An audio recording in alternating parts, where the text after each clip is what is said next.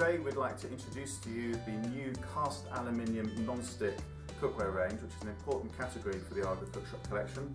This takes over from the two previous ranges that we've enjoyed selling in recent years and embodies a lot of the same features and benefits with which you're familiar, and indeed also extends the range and introduces some new products with some great features and benefits.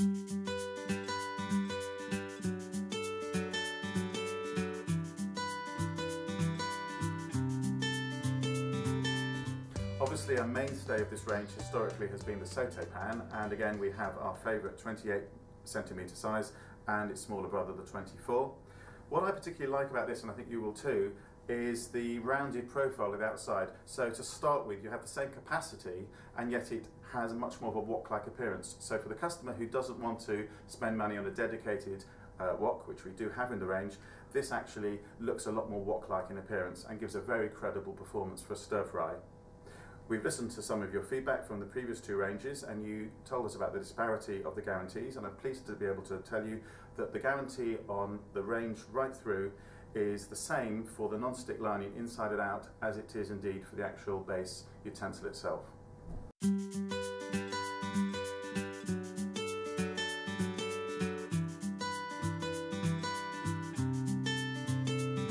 The glass lids for the saute pans are made from Pyrex, and indeed they are Pyrex branded on the glass component. The lids are metal, so that means you can, if you wish, put that into any of the AGA ovens, and they have a discreet AGA lozenge logo on there. They're sold as an extra add-on item because not everybody buying a saute pan particularly wants a lid. Obviously they can be sold as a pair, or indeed you can sell it as an extra add-on item at a later date.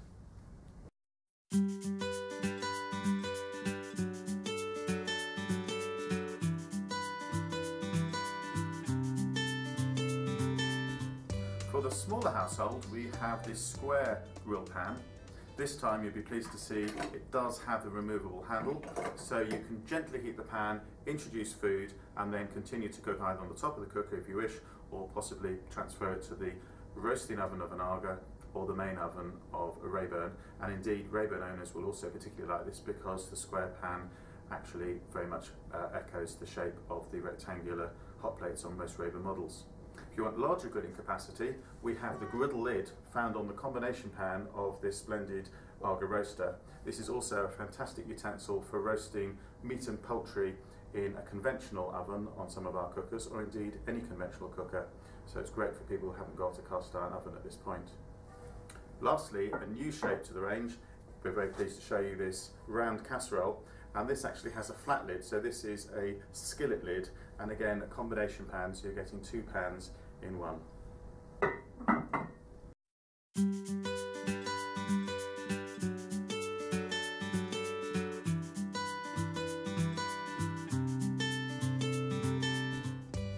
Another mainstay of any good AGA kitchen is a well-made frying pan, and these are an excellent addition in both sizes. Perfect for frying eggs, but also brilliant for making pancakes and crepe, which are very difficult to make if you haven't got a pan with a good thick base and also got the necessary non-stick lining. So these are your solution for Shrove Tuesday, or indeed whenever you want to make pancakes. Also fantastic for frittata and tortilla and Spanish omelettes. This pan will typically take a 6 to 7 egg mixture, this a 4 or 5 egg mixture. Other variants obviously to enjoy are things like souffle omelettes, and they also are fantastic for making very, very good tarte tatin that are so easy to turn out.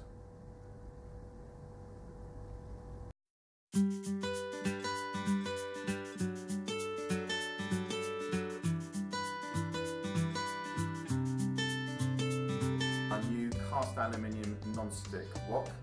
It's got a fantastic deep design, which is great for cooking a good decent sized stir fry, and you'll notice the rim is also reinforced, so it's going to hold its shape over many years of use. Has a lifting tab with a gauntlet so that when it's full of food it's very easy to lift. Has that nice thick base, it's AGA branded there, and this is one item in the range where we specifically asked for a static handle so that it's very securely attached, and also this is not designed to go in any of the ovens, and that's been a decision we've made. We do recommend that you preheat it gently either on the simmering plate or on the cool end of the Rayburn hot plate, and then move it over to the hotter area before immediately adding fat, and then when that's hot just adding the food very quickly gives a very, very credible stir fry.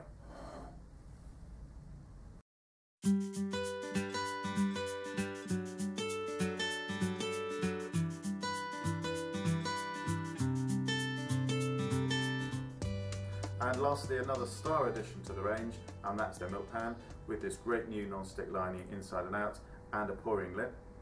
It's not just a milk pan though. I think every AGA kitchen should have a good milk pan, and this is top of my list. It's also fantastic for cooking foods that are hard to cook because either they're difficult to make or they're difficult to wash up. I'll give you two examples. Scrambled eggs, an absolute dream in this pan, and also porridge made using rolled oats. Very quick to make and indeed even quicker to wash up afterwards. And it even comes with its own smart stainless steel stacking lid.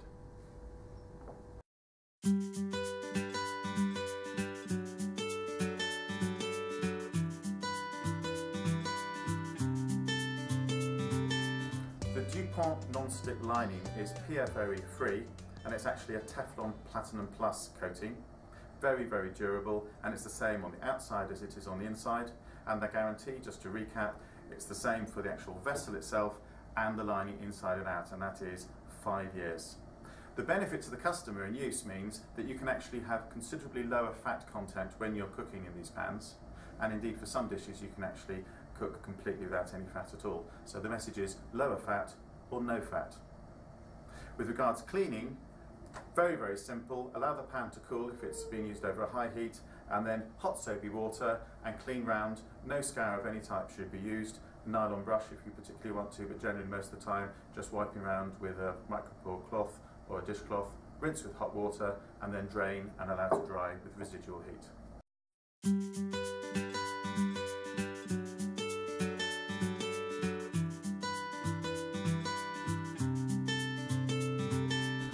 Poaching eggs at home is something a lot of people struggle with, and usually it's because they're not using the correct utensil or technique. I've chosen a cast aluminium non-stick AGA safety pan, which is perfect. I filled it with about 4 or 5 centimetres of water, brought it to the boil on the boiling plate, and now it's just gently simmering. I want the water at the very most quivering. If it was going to move any more than that, I'd partially offset the pan. It's very important too to have a really fresh egg, and I've got a free-range egg. It's a supermarket egg, but fresher the better. And all you do is slowly put the egg into the water. You can crack it straight in, but if you're nervous and new to this, then it's even easier if you've done as I've shown here. Just put it into a cup or a glass, just lower it in, and with this nice large 28 centimetre pan, you can actually cook 6 at the same time. Once you put it in the pan, do nothing else other than simply cover and leave it for about 2.5 to 3 minutes until the white is perfectly set and the yolk is cooked but still runny or to your liking. So now let's see the egg. And it's nice and tightly held together because it's a fresh egg, and it's at this point, if you have an inferior pan, you may run into a problem, but because we've got this wonderful non-stick base, it hasn't stuck at all, and I'm able to drain it using a silicone or a plastic or nylon draining spoon, and there it is, an egg with a perfectly set white and a yolk just with that little wobble that signals perfection. If you wanted to do a number of them, you can prepare them ahead of time, and at this point lower them into a bowl of iced water, place that in the fridge, so you could do that in the morning when you want a dinner party in the evening, and then when you're ready for service, return them drained into water at this temperature for 30-40 seconds, and they will just reheat perfectly, so you can serve Eggs Benedict for 6 or 8 people with no last minute stress. To make scrambled eggs extremely well with the AGA and using the cast aluminium non-stick pan, I've got the milk pan with a generous knob of butter, and I'm placing that on the simmering plate just to melt and heat through. I have 3 free-range eggs. Just going to give a little seasoning, some sea salt and a little black pepper, some milk, and just while that butter gets ready, I'm just going to whisk this up just with a table fork. You want to incorporate the eggs so they're well mixed, but not so thoroughly that they're homogeneous. You just want just the odd strand of yolk discernible, a little bit more than you would for an omelette, but that's plenty. And the butter is now swirling around the pan, and I can pour in the eggs, and it's from this point on, it's very important when making scrambled eggs to cook them slowly. And because the curds will form in the base of the pan, I'm using a flat-ended spatula, so as I gently stir, as it heats through, slowly I will be able to cause those curds just to be introduced into the mixture, so that corner of the spatula will just get into the pan and is perfectly safe to use on this wonderful non-stick surface. As you can see, that's pretty much done now. It's continuing to cook in the retained heat of the pan. If you wish, you could just add a small little pellet of butter there just to finish it off, but for me that's perfect. I've just literally emptied this pan onto the plate and rinsed it under the tap. Just give it a little brush with a nylon brush, just a matter of moments. Rinsed it out just to show you how easy and quick it is just to finish, no debris at all. To get the best results out of the new cast aluminium wok, I've placed it on the simmering plate for 30 seconds or so just to take the chill off it, to preheat it, and I'm moving it to the boiling plate just to heat up a little further before we start cooking, but I don't want to get it too hot before adding the ingredients. Here we have the pak choy, which I've trimmed and quartered. We'll be adding some cashew nuts towards the end, and I've used a microplane grater to grate a little trinity of Asian ingredients to give some aromatics as a back note: garlic, ginger and chilli. You don't need to use so much oil when you're using these non-stick pans. I'm just going to add just a mere little drizzle of rapeseed oil. Other oils you could use, but this is my favourite oil because it's got a high smoke point. So just swirl it around, and already it's hot enough for me to add the aromatics. So into the wok they go. You can hear that sizzle, tells us we've got the pan good and hot. Just get them on their way, working quickly because it is a very fast process with this utensil on the exceedingly hot AGA boiling plate. And now we can add the pak choy. And I'll be stir frying this. I'm using, in this case, some silicone spatulas, but you could use wood to protect the non-stick. And I'm going to give it about 2 to 2.5 minutes, just keeping the contents moving, just so we get colour on various parts of the stem, and just as the leaves start to wilt. So I'm going to add the cashew nuts now, a bit of extra protein, and some naturally brewed Japanese soy sauce, just to finish things off. Just to dress the stir fry and get it ready for service.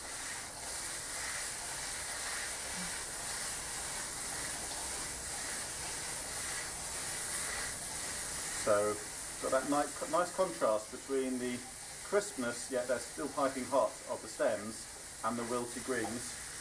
That's pretty much done. Notice too, I haven't used a splash guard today because I've actually got such a deep wok. It's not so essential as when you're using a shallower model. So we're going to grill some steak now, and using the larger of the two options, I've taken the griddle from the new rectangular roaster, just been on the simmering plate just to take the chill off it, so we've got no risk of thermal shock. We don't want to overheat this, just allow that just to heat up a little further for a few moments. The beauty of this for grilling steak is that we can actually use it with no added fat whatsoever, so it's completely clean and dry at the moment. And here we have two aged sirloin steaks. With some grill pans in the range historically, we've needed to give a light film of oil before introducing them, but we can actually do a no-fat grill here. And that sizzle just tells us we've got the pan good and hot. You don't want to overheat the pan because that would cause problems with the non-stick, but you've got to get it up to operating temperature before you add the meat. And those steaks were at room temperature. With any cooker, you should always cook meat and poultry, bring the food to room temperature, certainly half an hour or so, depending on the thickness and the time of year, so that you're cooking from ambient. And we're going to get that wonderful patterning, that branding from those ridges. As you can see, I'm just cooking two sort of 250 gram 9-ounce steaks here, but you can accommodate 4 or 5 if you put them the other way.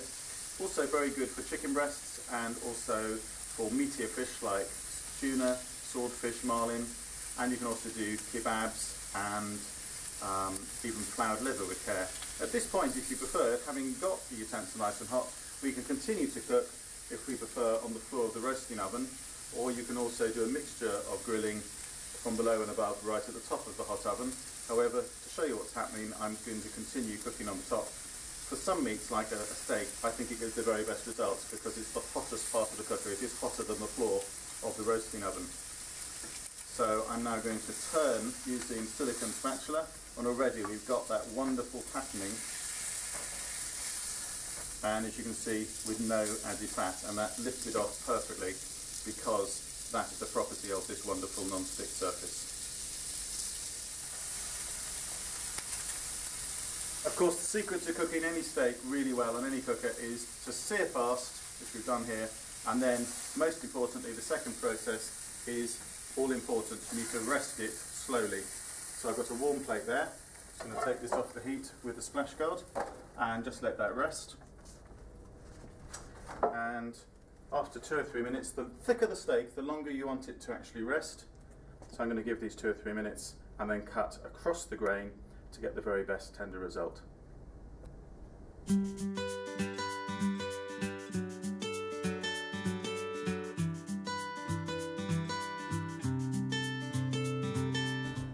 Here we have the square grill pan, and I've just placed that on the cool end of the Rayburn hot plate. The cooker's at a moderate setting just to take the chill off the pan so we avoid any chance of thermal shock.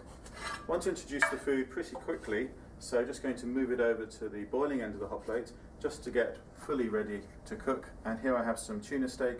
They've been taken out of the fridge and brought to room temperature for a good 40 minutes, and we're now going to place them in that hot pan.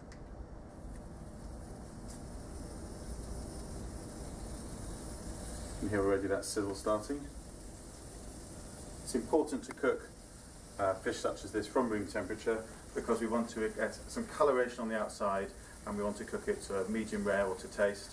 And if they're cold when they go in straight from fridge, by the time you've got them fine on the middle, they're going to be frankly not as you would want them in the centre.